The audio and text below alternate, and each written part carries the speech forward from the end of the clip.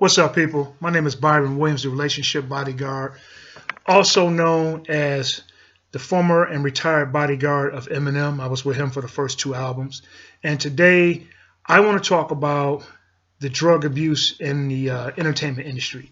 One of the things that people don't really talk about, far as like the old people ODing in the industry, it's very sad because we as bodyguards get hired to protect people from hurting our clients from outside the industry.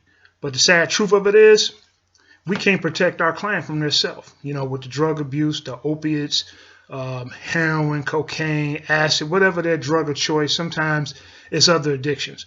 So we go the whole day protecting them from the outside world, but really it's the inside world that's killing them or tearing them apart. A couple of things I want to hit on today.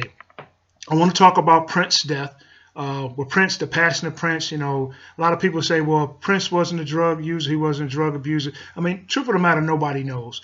But, you know, when you look at the situation, the man gave an outstanding show every night, jumping from the rafters, off the top of the speakers, onto the stage in high heels. I don't know about y'all, but anybody normal that would do that, you're going to have some pain somewhere in life. So I'm pretty sure that there was some pain pills involved. I mean, you know, that's what people do. If you're in pain, you pop a pill. I'm not condoning, you know, if he did overdose on drugs, but at the same time, the man was in a lot of pain, and it's unfortunate that he passed away in the manner, you know, in the manner that he did. But the thing about it, as a bodyguard, that's one of the most stressful situations for a client to pass away or be hospitalized on your clock. That's not good. That's not good. Some things you just not going to prevent.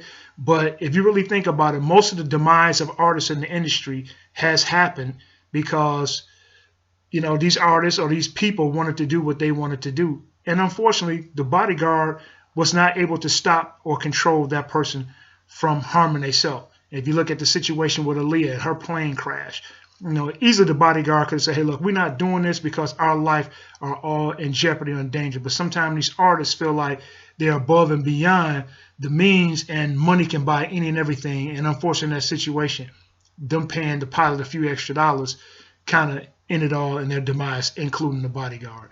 When you look at the death of Whitney and Michael Jackson, in some of these situations, the bodyguards were paid to keep fans and also family members at bay to get into these stars. And when you do that as a bodyguard, man, you know, you're being paid to do what you do, but sometimes when these situations happen, if these people die on your watch, man, that's a whole nother situation. But I'm gonna bring it up to current and to speed. A lot of people don't know Kim Mathers, which is Eminem's ex-wife, twice removed, recently had a case reopened where the documents were sealed, where she admitted to trying to commit suicide in a crash in her vehicle, in her Escalade. The documents were sealed because, you know, she was trying to commit suicide. The truth of the matter is, you know, I'm going to extend the olive branch to my former employer and his wife. I know them very well. You know, I was only around them for a short time, but when you're around somebody pretty much 24 hours a day, you learn their, you know, their ins and outs, their, you know, their personality, you know, all the little quirks about them. And I'm going to tell you, I remember a time when Kim Mathers didn't drink, didn't smoke, and she always would call me and remind me to make sure that Eminem didn't drink or smoke. So, you know, she started off as the clean one. They actually both were clean. And then he started using, you know, like little light stuff on the road. And, you know, and I watched that. And as a bodyguard, I watched the first time that he actually ever took drugs.